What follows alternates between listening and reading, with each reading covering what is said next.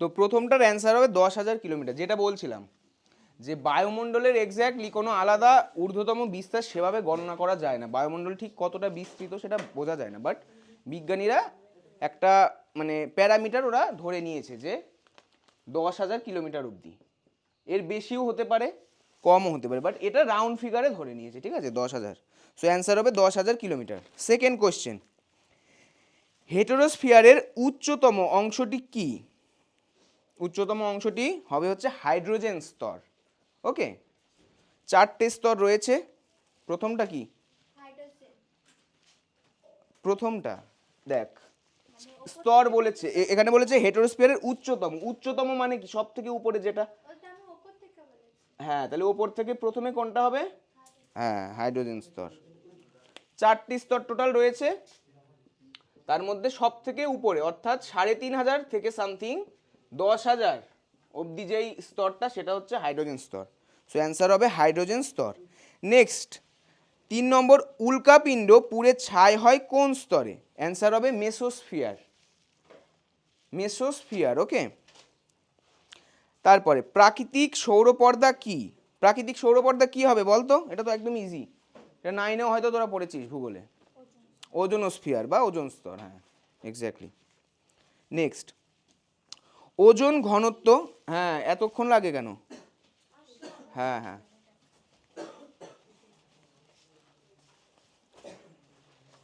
আচ্ছা আচ্ছা, যেই অ্যান্সারগুলো বলা হয়েছে লাস্টে ওদের থেকে জেনে নিবি, ঠিক আছে। 5 নম্বর চলছে। ওজোন ঘনত্ব যে এককে মাপা হয় সেটা কি? ডপসন। ডপসন, বিজ্ঞানী ডপসন এই এককটা আবিষ্কার করেছিলেন, দ্যাটস ওয়াই এটার নাম হয়েছে ডপসন।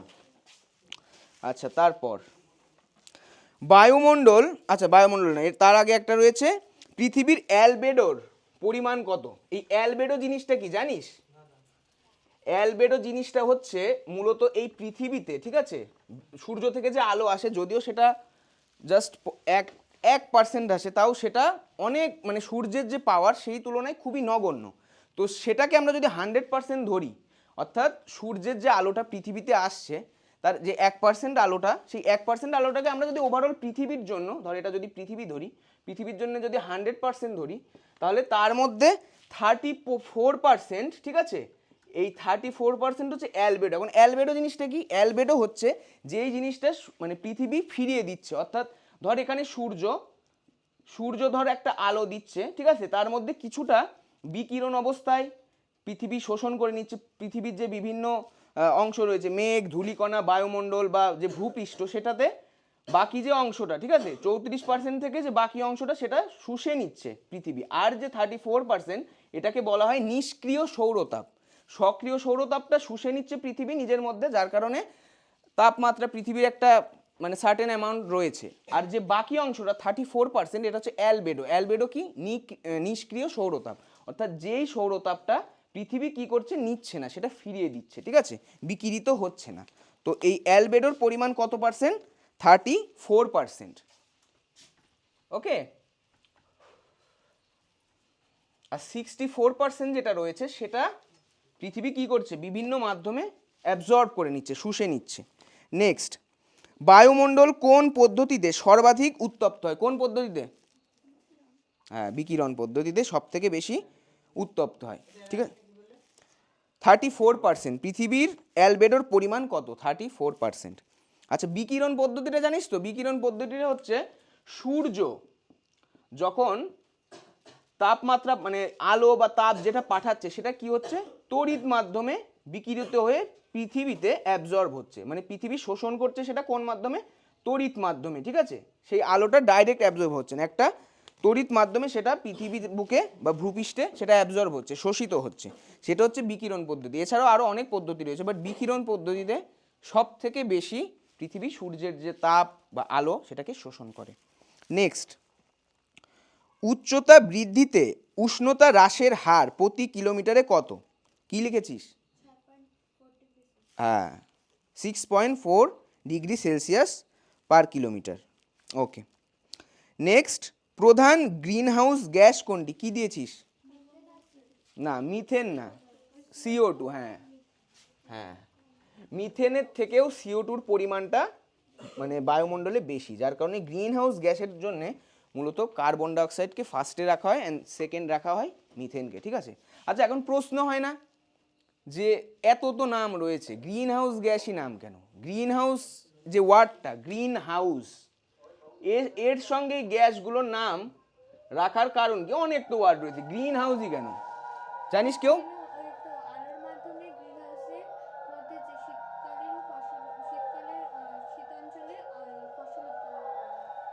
হ্যাঁ, তার মানে গ্রিন হাউস হচ্ছে কি, এটা ধর একটা আমরা ধরে নিচ্ছি গ্রিন হাউস, ঠিক আছে, অর্থাৎ এখানটা বাইরের যে টেম্পারেচার তার থেকে অনেকটা আলাদা টেম্পারেচারে, মানে যেই তাপটা আসছে সেই তাপটা তো এর ভিতর যাচ্ছে, বাট সেটা বাইরে বেরোতে পারছে না, ভেতরেই অ্যাবজর্ব হয়ে রয়েছে, শোষিত হয়ে রয়েছে, যার কারণে কি হয়, ভেতরে বিভিন্ন ধরনের যদি কোনো সবজি ফসল উৎপাদন করতে হয় তাহলে এই মাধ্যমে তারা করতে পারে। তার মানে পৃথিবীকেও এটার সঙ্গেই তুলনা করেছেন বিজ্ঞানীরা।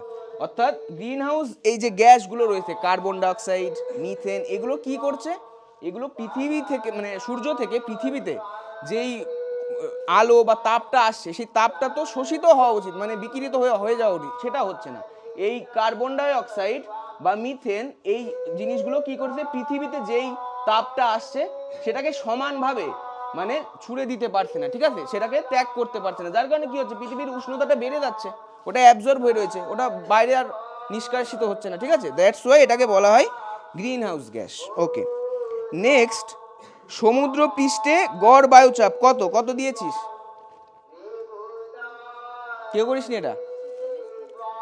আচ্ছা, এটা হবে 1013.25 মিলিবার। লিখে নে, এই অ্যান্সারটা কেউ করিসনি।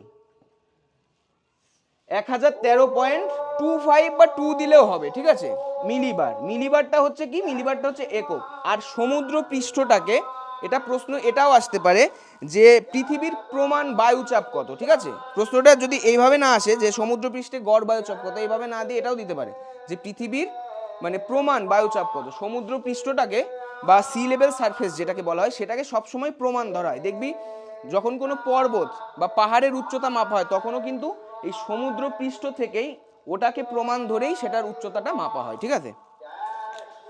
তাহলে 10টা হলো, তাই তো? এই 10টার মধ্যে কে কতটা পেরেছিস? বল বল বল। 5টা কজন পেরেছিস? তুই কটা পেরেছিস? বাহ, ভেরি গুড। আর বাকিরা?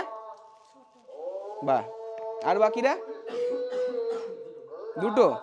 তার মানে আরো বাড়াতে হবে। তার মানে দেখছিস তো, আমি অ্যান্সারটা তোদের ফার্স্টে করতে দিয়েছি এই কারণেই যাতে তোদের নিজেদের কতটা প্রিপারেশন হয়ে আছে সেটা বুঝতে পারিস। তার মানে বোঝা যাচ্ছে প্রিপারেশন আরও করতে হবে, যাদের কম 6-7-এর কম তাদের প্রিপারেশনটা কিন্তু বাড়াতে হবে বাড়িতে, ঠিক আছে। আমি তো বলছি কিন্তু তোরা দুদিনের একটা কাজও করিসনি। প্রথম দিন বলেছিলাম ম্যাপের কাজটা করিসনি, তারপর দিন বলেছিলাম ফার্স্ট চ্যাপ্টারটা দেখে আসতে, এভাবে কিন্তু হবে না। আচ্ছা, এল নিনো ও লা নিনার প্রভাব সর্বাধিক পড়ে কোন মহাসাগরে? প্রশান্ত মহাসাগরে। প্রশান্ত মহাসাগরে পড়ে। আচ্ছা, এল নিনো আর লা নিনা বিষয়টা কি জানিস কেউ? এক্সপ্লেন করতে পারবি?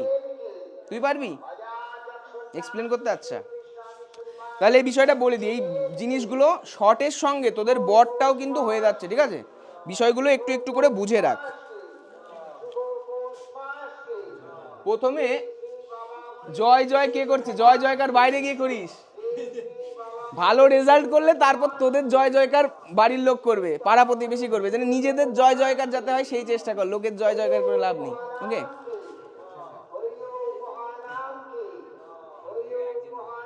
আচ্ছা, এল নিনো প্রথমে আমরা বুঝি এল নিনোটা কি, ঠিক আছে। এল নিনো লা নিনা, এল নিনো হচ্ছে ধর প্রশান্ত মহাসাগর, আমরা একটা ছোট ছবির মাধ্যমে বুঝি তাহলে বিষয়টা বুঝতে সুবিধা হবে। যদি এটা ধরি আমরা প্রশান্ত মহাসাগর, ঠিক আছে, এই প্রশান্ত মহাসাগরে কি হয়, অবশ্যই একটা নির্দিষ্ট জায়গা, সেই জায়গার নির্দিষ্ট দিক থাকবে। আগে যখন ম্যাপের ক্লাস যেদিন করেছি সেদিন বলেছি পূর্ব দিক, পশ্চিম দিক এবং উত্তর দিক এবং দক্ষিণ দিক, এই চারটে দিক রয়েছে, তাই তো? তো এই চারটে দিকের মধ্যে আমরা ধরে নিই এটা যদি প্রশান্ত মহাসাগর হয়, তাহলে এই প্রশান্ত মহাসাগরের পূর্ব দিকে কি হয় বলতো, যখন মানে এল নিনো বা লা নিনাটা থাকে না, স্বাভাবিক অবস্থা থাকে, স্বাভাবিক অবস্থায় কি হয়, এই যে পূর্ব উপকূল অঞ্চল, অর্থাৎ এই পূর্ব দিকে কি কি দেশ রয়েছে, পেরু, পেরু একটা, আচ্ছা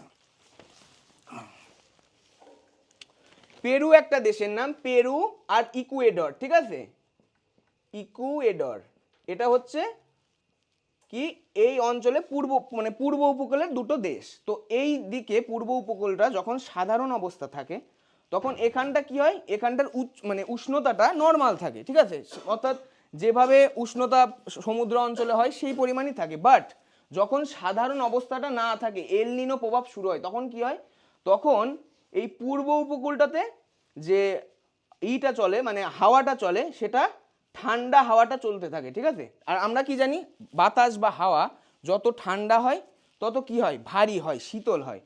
তো যখন এটা ঠান্ডা হাওয়াটা এদিক থেকে বইতে থাকে তখন কি হয়, যে যখন এল নিনো প্রভাব পড়ে তখন এই উত্তরের সাইড থেকে একটা হালকা হালকা এবং উষ্ণ স্রোত চলতে থাকে, ঠিক আছে। তার মানে সমুদ্রে যখন মানে সমুদ্রের স্রোত চলছে, মানে স্বাভাবিক বছরগুলোতে কি হয়, যে পূর্ব দিকে পূর্ব উপকূলে একটা শীতল সমুদ্র স্রোত চলতে থাকে, ঠিক আছে।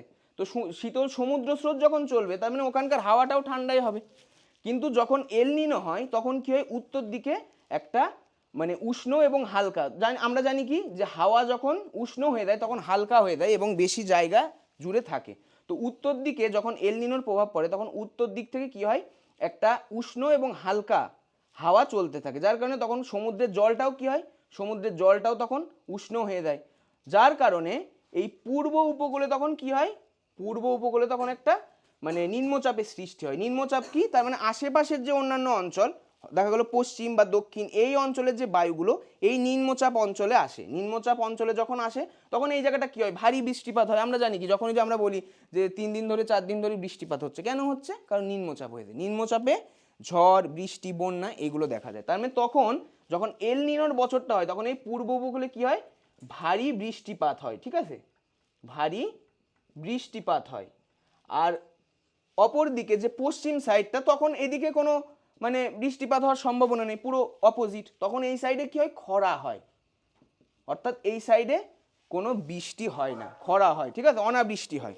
তো এই যে বিষয়টা, এটাকে বলা হয় এল নিনো। আর লা নিনা কি ঠিক সেম জিনিসটার অপোজিট, অর্থাৎ তখন মানে হাওয়াটা কি হয়, উল্টো দিক থেকে প্রবাহিত হয়, যার কারণে তখন পশ্চিম দিকটাতে হয়ে যায় ভারী বৃষ্টিপাত আর পূর্ব দিকটাতে তখন হয়ে যায় খরা, ঠিক আছে। এটা হচ্ছে এই জন্য বলা হচ্ছে এল নিনো। আচ্ছা, পরে একটা প্রশ্ন আছে যে এল নিনোর বিপরীত অবস্থা কি, লা নিনা, ঠিক আছে। তাহলে এই জিনিসগুলো পরীক্ষায় বড় প্রশ্নে 3 নম্বরেও আসতে পারে, যে এল নিনো কি। আচ্ছা, এই দুটোর ছোট ছোট মানে রয়েছে, সেই মানেগুলো জেনে রাখবি। সেটা হচ্ছে এল নিনোর মানে হচ্ছে ছোট্ট যিশু। যদি প্রশ্ন আসে 1 নম্বরে যে এল নিনোর মানে আক্ষরিক অর্থ কি, তাহলে সেটা হচ্ছে ছোট্ট যিশু। আর যদি আসে লা নিনা তাহলে হচ্ছে ছোট্ট বালিকা, ঠিক আছে, এটা মনে রাখবি, এটা 1 নম্বরের কোয়েশ্চেন হিসেবে আসতে পারে। আচ্ছা, নেক্সট, আবহাওয়া মানচিত্রে কোন চিহ্নটি থাকলে পরিষ্কার আবহাওয়ার পরিচয় বহন করে, পেরেছিস কেউ? কি, এইচ, অর্থাৎ হাই প্রেশার। হাই প্রেশার মানে কি, উচ্চচাপ। আর যেখানে উচ্চচাপ থাকে সেখানে নিম্নচাপ হওয়ার অবভিয়াসলি কোনো সম্ভাবনা থাকে না, সুতরাং সেখানে কোনো ধরনের মানে আবহাওয়াগত ত্রুটি বা গোলযোগ হয় না। নেক্সট, বায়ু প্রবাহের মূল কারণ কি, বায়ু প্রবাহের মূল কারণ কি, বায়ুর চাপ, বায়ুচাপের তারতম্য, মানে কোথাও বায়ুর চাপ বেশি কোথাও কম, মানে বায়ুর চাপটাই যদি না থাকতো তাহলে বায়ু প্রবাহ কি হতো, হতো না। যেমন একটা উদাহরণ দিই, ধর একটা বেলুন, ধর এটা একটা বেলুন, ঠিক আছে, বেলুনের ভিতরে একটা নির্দিষ্ট সার্টেন অ্যামাউন্ট অফ এয়ার রয়েছে, বাতাস রয়েছে, তার মানে এখানে বায়ু প্রবাহ হবে না। কেন হবে না, কারণ এখানে বায়ুর কোনো চাপের বিষয় থাকছে না। কিন্তু যখন আমরা এই সাইডটাতে একটু চাপ দেওয়ার চেষ্টা করবো বা নিচের সাইডে চাপ দেওয়ার চেষ্টা করবো, তখন কি হবে, এই সাইডটা বেশি প্রসারিত হবে যদি এই সাইডে চাপ দেওয়া হয়, বা এই সাইডে যদি চাপ দেওয়া হয় তাহলে এই সাইডটা প্রসারিত হবে, অর্থাৎ কি বায়ু তখন ভেতরে চলাচল করছে প্রবাহ করতে। তাহলে যদি বায়ুর মানে চাপই না পড়তো তাহলে তো চলাচল করতো না, প্রবাহ হওয়ারও কোনো বিষয় ছিল না, একই জায়গায় স্টাক হয়ে থাকতো, আটকে থাকতো। ঠিক আছে, সো অ্যান্সারটা হবে বায়ুচাপের তারতম্য। তারপরে নেক্সট কোয়েশ্চেন, বাণিজ্য বায়ু নামে পরিচিত কোন বায়ু? কি লিখেছিস? আয়ন বায়ু। হ্যাঁ কেন? আচ্ছা ঠিক আছে, আচ্ছা বাণিজ্য বায়ু নামে পরিচিত কি? আয়ন বায়ু। ঠিক আছে, আচ্ছা আচ্ছা, এটাকে বাণিজ্য বায়ু বলা হয় কেন জানিস? কেন বলা হয়? এই বণিকরা বাণিজ্য করতো না। হ্যাঁ হ্যাঁ হ্যাঁ, অর্থাৎ এই আয়ন, আয়ন কথাটার অর্থ হচ্ছে পথ। ঠিক আছে, অর্থাৎ কর্কটীয়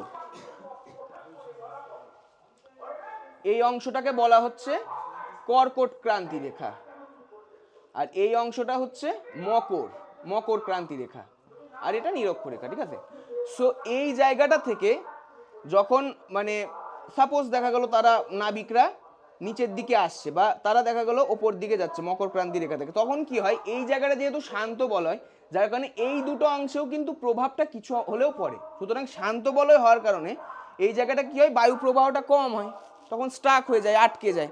আর আটকে দেওয়ার কারণে তখন এখানে যেই আয়ন বায়ুটা যে প্রবাহিত হয় এটা কি করে, ওই তখন যে এখানে যদি কোনো নৌকা বা জাহাজ থাকে সেটাকে এই আয়ন বায়ুর দ্বারা কি হয়, মানে প্রবাহিত হয়, তখন জাহাজটা চলতে পারে, যার কারণে এটাকে বলা হচ্ছে আয়ন বায়ুকে বাণিজ্য বায়ু, কারণ বাণিজ্য করার জন্য ওই জাহাজগুলো চলাচল করতো এই কারণে। আচ্ছা, তারপর ফ্রান্সের রোন নদী উপত্যকার শীতল স্থানীয় বায়ুর নাম কি? মিস্ট্রাল।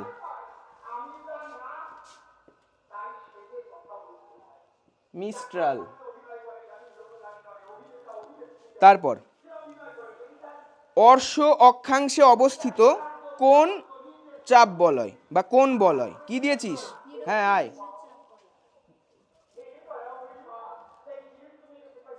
উপক্রান্তীয় উচ্চচাপ বলয়। আচ্ছা, এবার একটা প্রশ্ন আসতে পারে যে আচ্ছা এটাকে মানে অর্শ অক্ষাংশ কেন বলা হয়? অর্শ মানে কি? অর্শ মানে আমরা জানি ঘোড়া, তাহলে অর্শ অক্ষাংশ কেন বলা হচ্ছে এই কর্কট ক্রান্তি রেখা আর মকর ক্রান্তি রেখাকে? তাহলে দেখ, এখানে আমাদের কিন্তু অর্শ অক্ষাংশ মানে এখানে আমাদের একটা জিনিস বুঝতে হবে, আবার মানে আরেকটা বিষয় এক্সপ্লেন করছি, সেম জিনিস আলাদা কিছু না, আগে যেটা বললাম একদম অনেকটাই সেম, কিন্তু পার্থক্যটা কি এবার বুঝবি।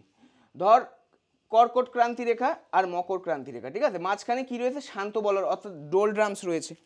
সো এই দুটো অঞ্চলে কি বায়ু হয়? আয়ন বায়ু তো প্রবাহিত হচ্ছে, আগে আমরা জানলাম, তার সঙ্গে মানে একটা চাপ বলয় রয়েছে, উপক্রান্তীয় উচ্চচাপ বলয়। ঠিক আছে, অর্থাৎ উপক্রান্তীয় উচ্চচাপ বলয়ের কারণে কি হয়, এখানটা কিছুটা অংশ হলেও ডোলড্রামস থাকার কারণে কিছুটা মানে বায়ু প্রবাহের গতিপথে বাধা পায়, কিন্তু এই নিরক্ষরেখার তুলনায় কিছুটা হলেও কম, যার কারণে কি হয়, যখন এই অঞ্চল থেকে দেখা গেল কেউ জাহাজের মাধ্যমে অন্য কোনো জায়গায় যাতায়াত করছে, তখন কি হয়, যখনই এই নিরক্ষরেখার কাছাকাছি বা ডোলড্রামসের কাছাকাছি চলে আসে তখন দেখা যায় যে তাদেরকে মানে সমুদ্রপথে যাতায়াতে অনেক অসুবিধা হচ্ছে। যেমন ইউরোপের যে কান্ট্রিগুলো, ইউরোপের কান্ট্রি থেকে দেখা গেল কেউ আমেরিকার দিকে যাচ্ছে বাণিজ্য করার জন্য জাহাজে, তখন কি হয় যে সেক্ষেত্রে দেখা যেত এই অঞ্চলটা দিয়ে যখন তারা যাতায়াত করতো তখন এই নিরক্ষরেখার কাছাকাছি ডোলড্রামস অর্থাৎ এখানে কোনো ধরনের বায়ুচাপ বলয় কাজ করে না, যার কারণে এইখানটা গিয়ে বায়ু প্রবাহ কম থাকার কারণে কি হতো, এখানটা গিয়ে জাহাজগুলো আটকে যেত, তখন জাহাজ আটকে যাওয়ার কারণে জাহাজকে তো চলতে হবে, তাহলে সেখানে দাঁড় ব্যবহার করার মাধ্যমে সেটাকে টেনে টেনে নেওয়া হতো, ঠিক আছে, অন্য একটা জাহাজের মাধ্যমে। কিন্তু সেখানে দেখা যায় জাহাজের যদি ওজন বেশি থাকতো তাহলে পরে কিন্তু জাহাজ চলাচলে আরও অসুবিধা হতো, যার কারণে জাহাজে বাণিজ্য সূত্রে যে অর্শ বা ঘোড়াগুলো রাখা হতো সেগুলোকে ফেলে দেওয়া হতো সাগরে, বলা হয়ে থাকে।